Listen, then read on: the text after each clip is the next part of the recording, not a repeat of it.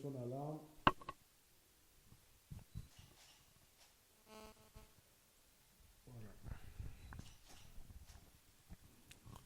Mesdames, Mesdemoiselles, Messieurs, chers amis auditeurs de la web radio www.rdjumboa.com, bonjour et bienvenue dans votre émission Sauvons l'Afrique.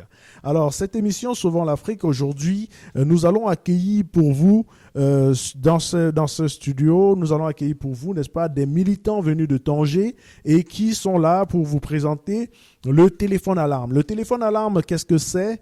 Le téléphone alarme aujourd'hui, n'est-ce pas, c'est cette passerelle-là qui va permettre à tout le monde, à tous les migrants qui se sont donnés pour objectif de rejoindre l'autre bord, c'est-à-dire l'Europe, de façon clandestine. Ce sera ce numéro qu'il faudrait forcément appeler au moment où ils se sentiront en détresse. L'objectif ici n'est pas d'encourager cette migration, mais plutôt de sauver des vies. Alors, comment est-ce qu'on va sauver des vies sans encourager la migration ? C'est les questions auxquelles nous allons tenter d'obtenir des réponses de M.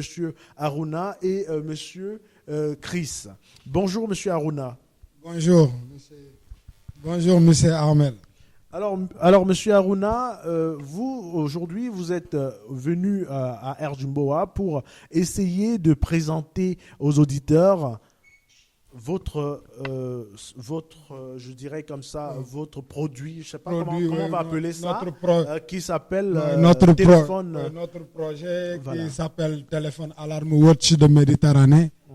Watch de Méditerranée, bon, c'est un projet qui a été créé presque en 2014, presque en août 2014, lorsqu'il y avait trop de drames sur la Méditerranée. C'est en ce moment-là que les groupes de militants et militantes qui sont basés en Allemagne et d'autre part en Europe ont trouvé une solution pour sauver des vies, pour arrêter la mort des gens sur la Méditerranée.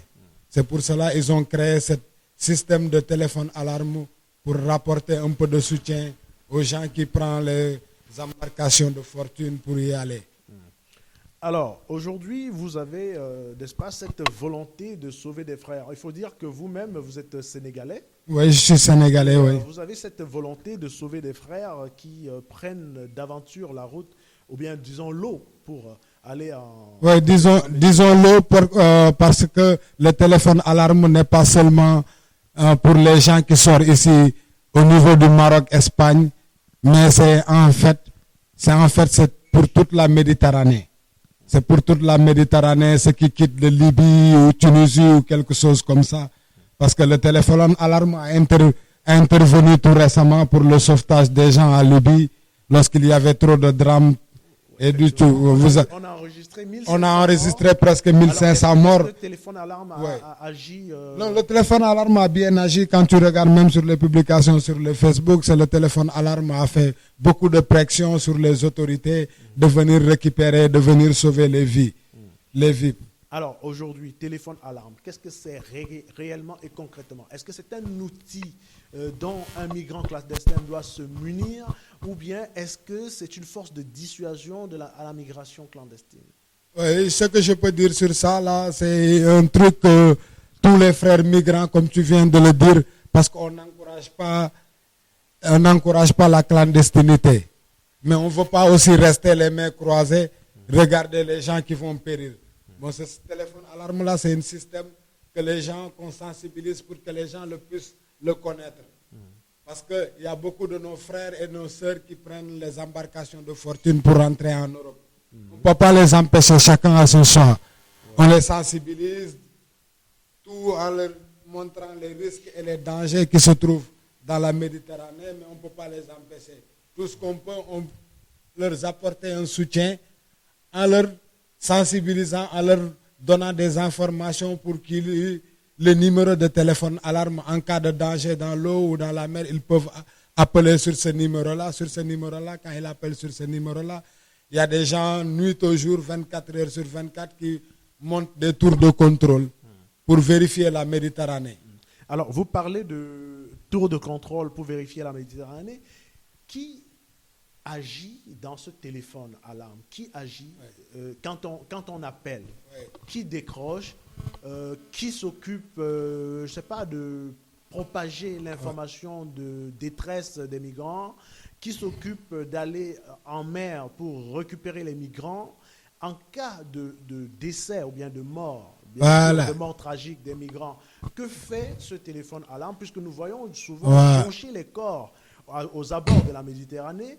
À ce moment-là, que fait le téléphone alarme de ces corps, ou bien quelles sont les mesures mises en place par téléphone alarme pour ces corps, sachant qu'en Afrique, chaque famille aimerait bien enterrer son mort. Nous avons beaucoup de jeunes qui meurent dans cette Méditerranée, dont les corps ne sont pas rapatriés. Nous avons aujourd'hui téléphone alarme qui veut se pointer comme étant un sauveur ou étant quelqu'un qui fait de l'alerte. Mais concrètement, qu'est-ce que le migrant gagne à être avec téléphone alarme, à être avec ce numéro de téléphone alarme? Ce numéro de téléphone alarme, justement, le téléphone alarme est composé de plusieurs groupes. En France, en Allemagne, en Tunisie et en Libye. Quand je te parle de tour de contrôle, ça veut dire que parmi ces pays-là que je t'ai cités, il y a les gens qui vont monter chaque jour, chaque jour, il y a des gens qui vont monter 8 heures de temps. Eux là, quand ils terminent, 8 heures de temps.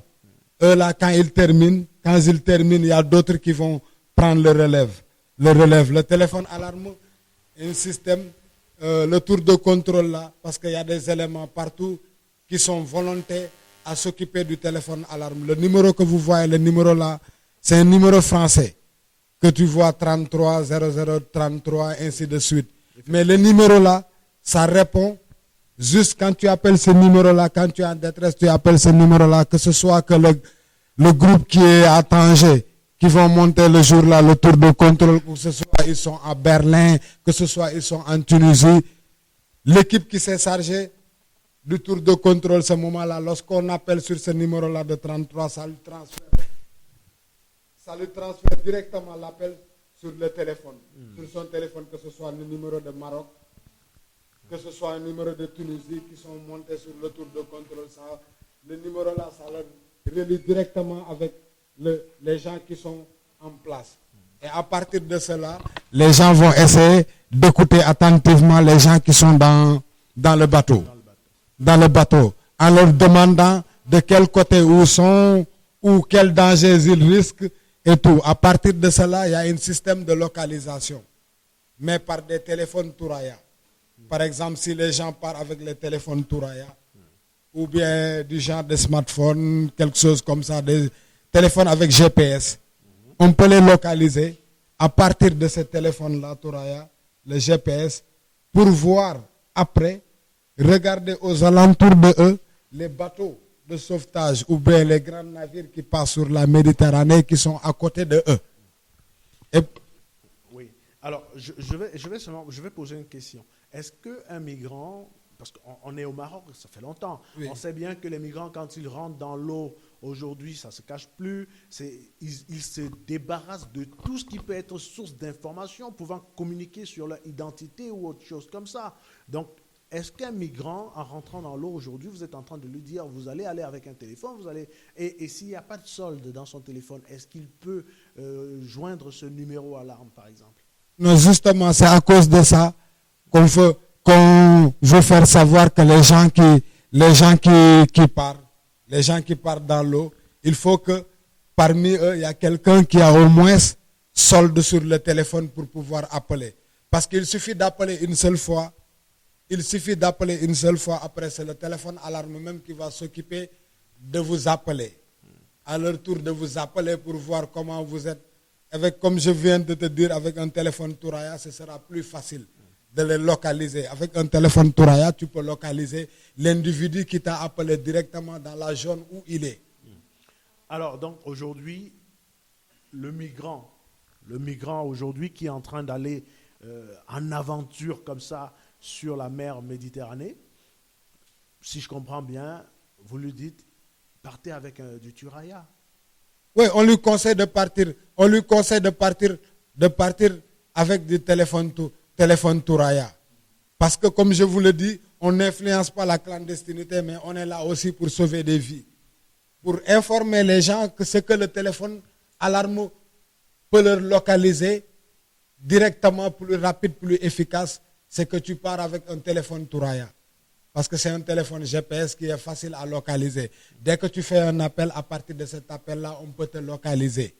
On peut te localiser. Et pour ce que tu venais de dire tout de suite, pour les gens qui partent, tout le monde sait que pour les corps là qu'on ramasse dans l'eau, c'est l'identification, ce sera trop difficile. Parce que les gens, quand on dit clandestin, parce que les gens partent sans papier.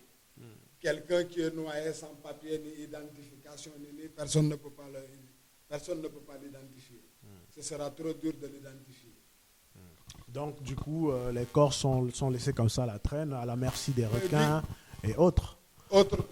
Du coup, des fois, on enterre les gens en fosse commune parce qu'ils n'ont pas d'identité, on ne sait pas de quel pays, d'où ils viennent et tout ça. Là, ils seront obligés d'enterrer.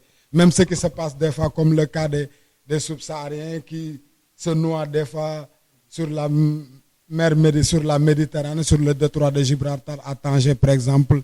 Des fois, quand on ramasse des corps là-bas, des fois, on les amène à l'hôpital Duc de Tovar. Et à partir de là-bas, nous, les ONG, les associations qui sont là, on nous appelle pour voir si on ne les connaît pas, pour faire l'identification. Par exemple, un gars comme moi, je viens à l'hôpital souvent, quand il y a de ce genre de trucs-là, à l'hôpital de Duc de Tovar, qui est à Tanger, je viens voir le corps, si je le connais. Si je ne le connais même pas, je vais appeler la communauté, les gens qui sont à Boukhoulef ou d'autre part, la communauté subsaharienne, pour leur dire que, ah bon, parce que eux, entre eux, ils se connaissent, parce que chaque fois un convoi sort, on sait que le convoi est sorti de tel coin ou de tel coin.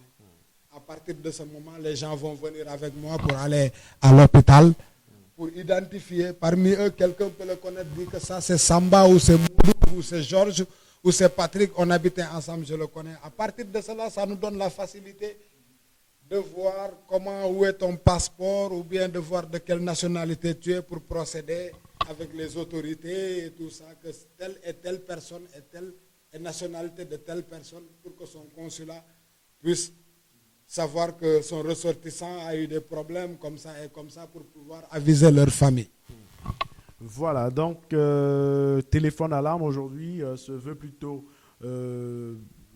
met plutôt dans un régime social qui essaye d'accompagner le monde, l'objectif étant de venir en aide aux migrants qui prennent l'eau pour aller en Europe, et n'est pas là pour encourager la clandestinité. N'est pas là pour encourager. Ou bien la migration clandestine. Oui, parce que si on avait le choix, on ne va pas laisser nos frères aller mourir dans la Méditerranée.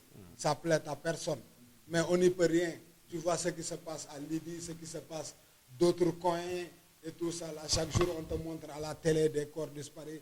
Mais ça, au moins, si on ne peut pas l'empêcher avec les trucs de Frontex, là, garder les frontières et tout. Si on ne peut pas empêcher ça, au moins, on a un système de secourir pour apporter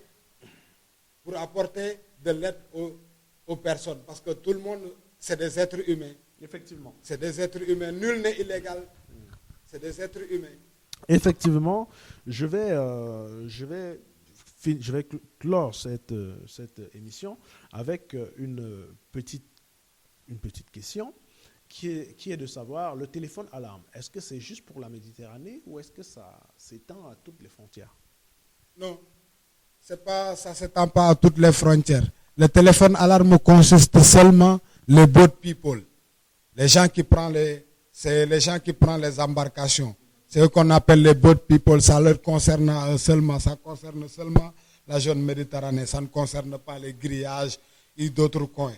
C'est seulement les gens qui prennent de Libye à Lampedusa, du Tunis à Lampedusa, peut-être du Maroc, peut-être de Nador à Almeria, ou des distances qui sont loin, que les gens risquent beaucoup de choses. C'est pour cela qu'ils ont intérêt à avoir les numéros en cas ou détresse ou quelque chose comme ça. Ils peuvent nous appeler et nous, de notre côté, on va faire tout le maximum pour mettre pression aux autorités, pour appeler les gardes-côtes ou bien les salvamento maritimo espagnols en leur disant qu'il y a des gens qui risquent de chavirer ou quelque chose comme ça pour qu'ils puissent leur sauver. Voilà, donc je ne sais pas si Monsieur Chris a un mot à ajouter à ce que Aruna a déjà eu à dire. Sinon, voilà, c'est...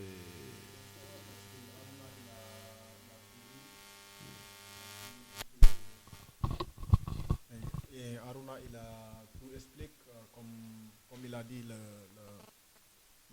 comment on dit, le téléphone alarme, c'est pas pour toutes les frontières.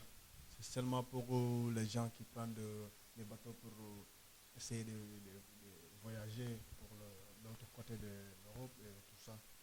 Ouais, mais il a tout dit. Voilà, mesdames, mesdemoiselles, messieurs, c'est donc ici que s'achève cette émission Sauvons l'Afrique.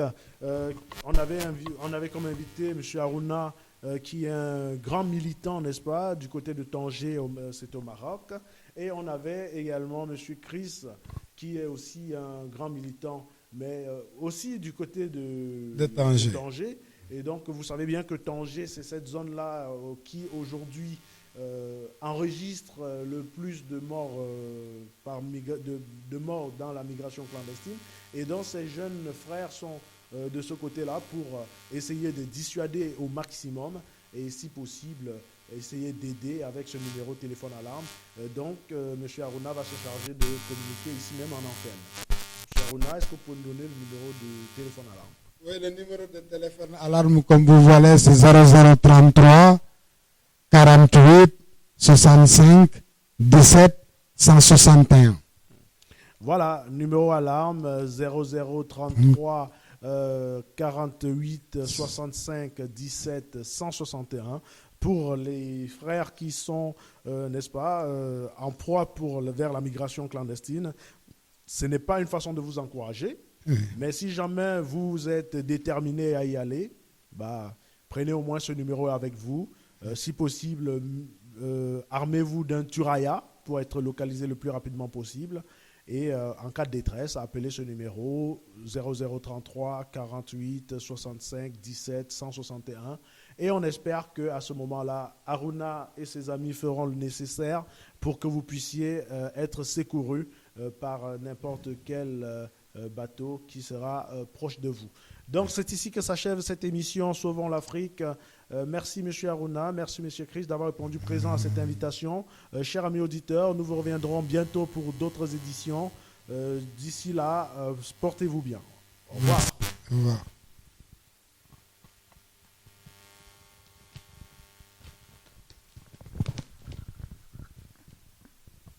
Vous avez tous fini pour votre traduction.